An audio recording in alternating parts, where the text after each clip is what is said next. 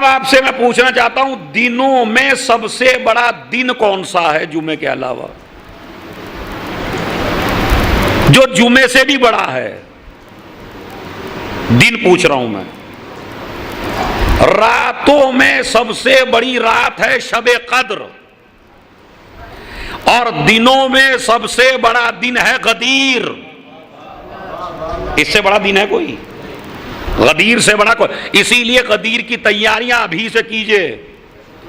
غدیر اپنے تک محدود نہ رکھیے، غدیر لوگوں تک پہنچائیے جو رسول کی وصیت ہے اور رسول کی سیاست ہے، ورنہ 3 دن تک کوئی تک نہیں بنتا کہ صحابہ کو روکا جائے جلتی ہوئی دھوپ میں۔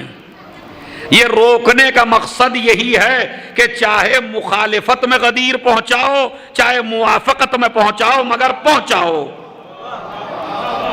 آج کل ہم اور مولوی اور علماء زیادہ پکڑے جائیں گے، خدا کی قسم ہماری ذمہ داری آپ سے تھوڑی سی کچھ زیادہ ہے تھوڑی سی بس، کبھی آپ ساری ہم پہ ہی ڈال دیں، ہے تھوڑی سی بس آپ سے زیادہ ہے ہماری ذمہ داری کہ ہمارے اوپر واجب ہے غدیر کی معرفت کرانا، غدیر کی پہچان کرانا۔ غدیر گزر جاتی ہے، زیادہ سے زیادہ کیا کیا، تھوڑا سا امام باڑہ سجا لیا اور بریانی پکا لی، خود ہی کھا کے چلے گئے، کہنے لگے بڑی اچھی ہوئی۔ یہ مطلب ہی نہیں ہے غدیر کا۔ غدیر نسلوں تک پہنچاؤ، غدیر گھر گھر پہنچاؤ، ایسے پہنچاؤ۔ دیکھیے جب تہوار کوئی اس انداز سے منایا جاتا ہے تو وہ آپ کے گھر میں بھی آ جاتا ہے۔ ہمارے بچے دیوالی سے متاثر ہیں یا نہیں ہیں؟ بتائیے مجھے سوچ کے، متاثر ہیں دیوالی؟ پورے جتنے بھی ہیں سب متاثر ہیں دیوالی سے۔ میں برائی نہیں کر رہا ہوں اپنے ہندو بھائیوں کی، وہ ہمارے بھائی ہیں۔ ہمارے ہندو بھائیوں نے اپنے اس دیوالی تہوار کو اتنے اچھے انداز میں بنایا کہ ان تک تو پہنچایا ہی جو مانتے تھے، مگر ان تک بھی پہنچا دیا جو نہیں مانتے ہیں۔ یہ ہوتا ہے پروگرام۔ غدیر پہ بازار لگ رہے ہیں، اس میں دیوالی پر انہوں نے ریٹ سستا کر دیا۔ آپ کی فیملیاں خریدنے کے لیے جا رہی ہیں، دیوالی کے دن ہے سستا ملے گا، تو ایک طریقہ ہوا نا پہنچانے کا۔ انہوں نے اپنے اپنے گھر میں لائٹیں لگا دی اور اپنے گھر گھر کو چمکا دیا۔ چلنے والے نے پوچھا کیا ہے، ہر گھر سجا ہوا ہے، کہا دیوالی ہے۔ انہوں نے آپ کے گھر میں بھی مٹھائی کا تھوڑا سا ڈبہ پیک کر کے ہیپی دیوالی لکھ کے پہنچا دیا۔ تو آپ کے گھر دیوالی پہنچی نہ پہنچی؟ میں گیا زیارت کرنے کے بعد کربلا سے دبئی، جا کے دیکھتا ہوں دبئی کی پوری بلڈنگیں سجی ہیں۔ میں نے بھیا کیا؟ کہا دیوالی۔ میں نے کہا اس ملک میں بھی انہوں نے اپنے تہوار کو اتنے اچھے طریقے سے پہنچایا کہ وہ گھر گھر میں پہنچا دیا انہوں نے، چاہے کوئی مانے چاہے نہ مانے۔ انصاف سے بتائیے کیا آپ نے غدیر اسی طرح گھر گھر پہنچائی؟ نہیں پہنچائی۔ ہماری آخری پہنچانے کی منزل ہوتی ہے اچھی سی 2-3 دیگیں اترواؤ، حلیم بنواؤ میرٹھ کی مشہور، اور خود ہی کھا کے چلے جاؤ۔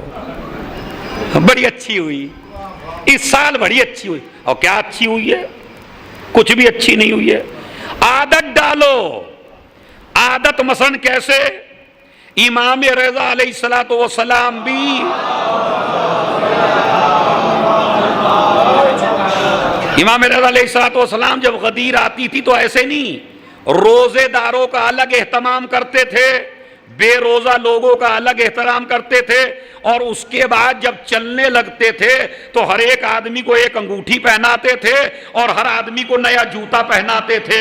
جب پیروں کی طرف دیکھیں تو غدیر نظر آئے، جب ہاتھوں کی طرف دیکھیں جب غدیر۔ صلوات بھیجیں محمد اور آل محمد۔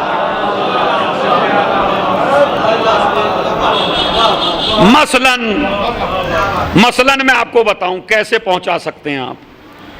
جتنے بھی لوگ ہیں ابھی سے اگر پیسہ اتنا نہیں ہے اکٹھا کرنا شروع کر دیں کہ بھائی پورے میرٹھ میں اور پورے جہاں جہاں کے بھی ہم ہیں، یہی نہیں خالی ہم اپنے گھروں کو یہ جو جلنے والی لائٹیں ہوتی ہیں کبھی بجھتی کبھی جلتی انہی کو لگائیں گے مثلا، اور جس غریب پہ نہیں ہوگا اس غریب کے گھر پہ ہم لگائیں گے جا کے۔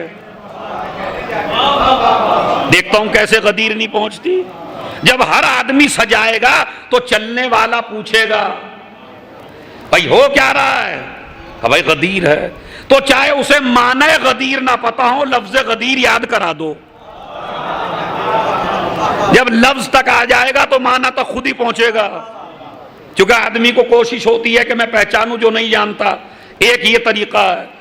دوسرا طریقہ ہے جو بیچنے والے ہیں، جو تجارت کرتے ہیں کپڑے کی، تو 10-5 روپے میں کچھ نہیں ہوتا، جب بیچیے تھوڑا سا ریٹ کم کر دیجئے، کہا میں اس لیے ریٹ کم کر رہا ہوں کہ غدیر ہے۔